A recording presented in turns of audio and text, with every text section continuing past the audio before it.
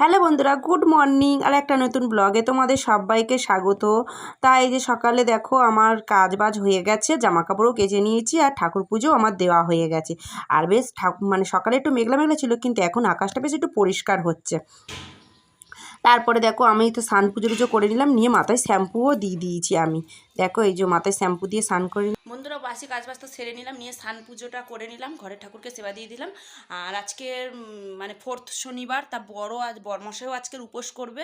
উপোস বলতে কি, ও পুজো দেবে না, ও কাজে যাবে। বলেছিলাম ওকে ছুটি করতে, ও বললো না আমি ছুটি করবো না, আমি কাজে যাবো। তা ও কাজে যাবে, ওর জন্য সাবু ছোলা ভিজিয়ে দিয়েছি, ওই সাবু ছোলাগুলো নিয়ে যাবে ওগুলো। আর এখানে এই যে বিছানা পরিষ্কার করিনি, এখনও করবো। ছেলে নেই যেহেতু, ছেলে বাপের বাড়ি ছিল কালকে, ও এখনও আসেনি। আর বিছানাগুলো এখনও পরিষ্কার করা হয়নি, যেহেতু দেরিতে একটু ঘুম থেকে উঠেছি সেই জন্য। মাছ এটা তোদের মাছ, পেটে হাত দিয়ে দিচ্ছি। ছাড়া ভয় লাগে, দে আমি ছাড়িয়ে দিচ্ছি। মাছ ধরতে পারিস, এদিকে ছাড়াতে পারিস না। তোর ডাকছে, এই বাদিমের সাথে খেলছিস? তুইও পারিস না মাছ ছাড়াতে। আমার এক গামলি মাছ আছে। তোর এক গামলি মাছ আছে? কি করিস মাছগুলোকে? জমাস? না না, খায় কে কাটে? মা কাটে। কি করে, ঝোল করে খাস না সর্ষে বাটা দিয়ে করে খাস? ও ঝাল করে দে। তোরা সবাই খাস না তুই একা খাস? ও তুই খাস না?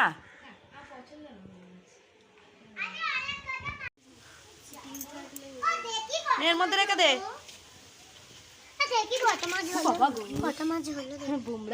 কত জামা কাপড় কেচেছি, ভাবলাম একটু রোদ উঠবে, দেখছি না, আবার শুরু হয়ে গেল ঝিমঝিমে বৃষ্টি। জামা কাপড়গুলোকে তুলে গামলার মধ্যে রেখে দিয়েছি, দেখতে পাচ্ছ। তারপরে যে ঘরের মধ্যে দড়ি টাঙিয়েছি, বারান্দার মধ্যে পুরো লম্বা লম্বা করে দড়ি টাঙিয়ে সব জামা কাপড়গুলোকে মেলে দিয়েছি। কেন এত ভিজে জামা কাপড় কোথায় আর মেলবো, ঘরের ভেতর মেললে গুমো গন্ধ বেরিয়েছে। তাও ঘরের ভেতর আমি চাদরটা মেলে দিয়েছি, মানে অনেকটাই কাঁচা হয়ে গেছে, যেহেতু কালকে আমি কাচিনি, সেই জন্য আজকের কাঁচাটা আমার অনেকটাই বেশি হয়ে গেছে। তারপর এদিকে ছেলে শুয়ে শুয়ে এই যে টিভি দেখছে, দেখো এই যে মিস্টার বিস্টের ভিডিও দেখছে। আর আমিও খুব ভালোবাসি মিস্টার বিস্টের ভিডিও দেখতে। আর এইদিকে ছেলেকেও দুপুরবেলা খেতে দিয়ে দিয়েছি। আগের দিনের ভাত ছিল, গরম করে দিয়েছি।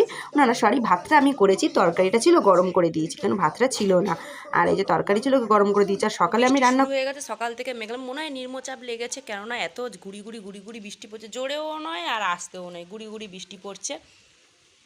আর এই দিকে আমি ছেলেকে তো ভাত টাত খাইয়ে বাসন কুসন সব মেজে নিয়েছি, নিয়ে নাইটিটাকে বদলে নিয়েছি। আর সকালে মাথায় শ্যাম্পু দিয়ে স্নান করেছিলাম বলে ওই জন্য আর এখন মাথায় শ্যাম্পু দিইনি, মুখ হাত পাটা ধুয়ে নিয়েছি। আর এইখানে যে প্রসাদ সবাইকে দেবো, তারপরে বরের জন্য রাখবো বলে কৌটো চামচ আর বাটি সব রেডি করে রেখে দিয়েছি, এসে জোগাড় মানে দিয়ে দেবো, কারণ এইগুলো প্রসাদ তো নিয়ে ঘরে ঢুকতে নেই, বড় বাবার প্রসাদ। চলো এবার ঠাকুর ঘরে গিয়ে পুজোর জোগাড় করি, 4টে থেকে পুজো হবে।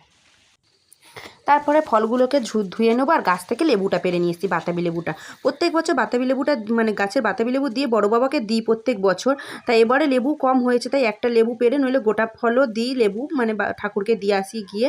তারপরে এই যে নারকেলের মাথার সামনে দেখলাম অনেকগুলো মানে নারকেল ছোবড়া আছে, ভাবলাম এটা রেখে দিই, একদিন ধুনো দেওয়া যাবে, সেই জন্য আমি এটা রেখে দিচ্ছি। তারপরে ফলগুলো ধুয়ে নিলাম। তারপরে সব রকম ফল ধুয়ে নিয়েছি, নিয়ে আর এখানে ছোলা আর মটরও ভিজিয়ে রেখেছিলাম। ঠাকুরের বাসন কোসন সব বটি টটি সব ধুয়ে নিয়েছি।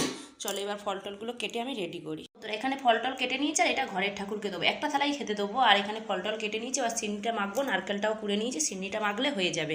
আর ঠাকুর আমায় যেমন জুটিয়েছে আমি তেমনই ফল দেওয়ার চেষ্টা করেছি।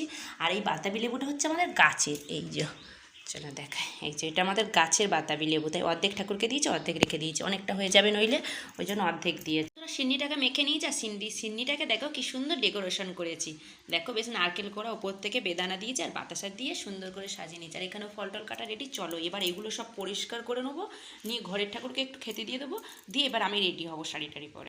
আর ঢাকা দিয়ে দিয়েছি, আর গাছের ফুল টুল তুলে নিয়েছি, ধূপকাঠি মোমবাতিও নিয়ে নিয়েছি। আর এইখানে এই যে ঠাকুরের প্রসাদ ঢাকা দেওয়ার জন্য এইটা হচ্ছে আমার ননদের শাশুড়ি মা আমায় বানিয়ে দিয়েছিল, দেখো কত সুন্দর কাজ করা, উনি আমায় এটাকে বানিয়ে দিয়েছিল।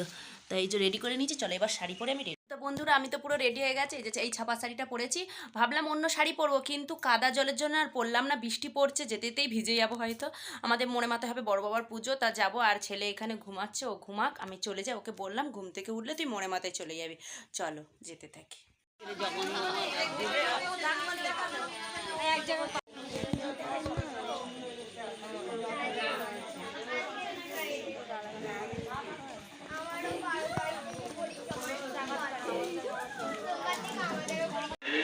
রাহিল হরিবলে পরিচয় দিবা দিবা তনৈশ্চ নাম সূর্যের কুমার সুমঙ্গল বলে যদি দেখা দিলে মরি কিসে দুঃখ দূরে যাবে বলো আমার।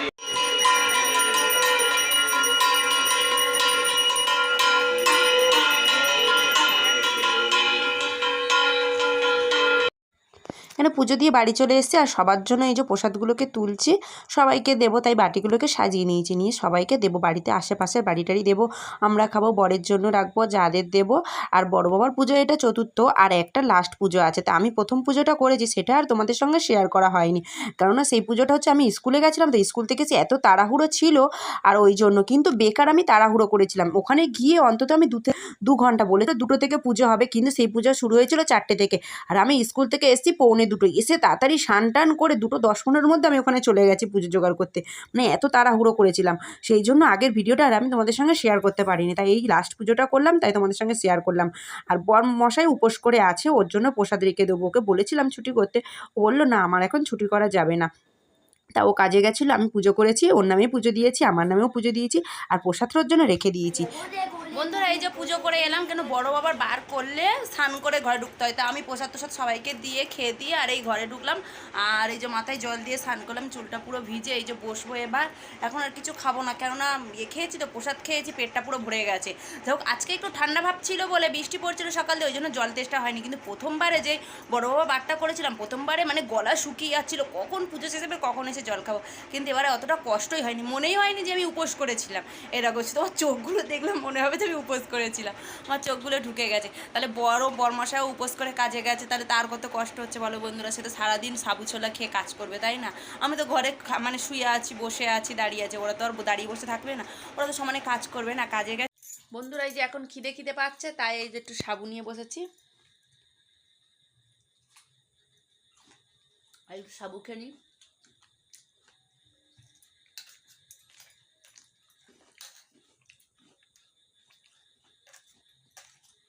এবারে বর এসেছিলো, বরকে প্রসাদ দিয়ে দিয়েছি, আর রাত্রিবেলা এই যে বাদাম নিয়েছি, কাজু নিয়েছি, ছোলা, কলা, শসা, সাবু আর দই নিয়েছি, এইটা হচ্ছে আমাদের রাত্রিবেলার খাবার। টাটা।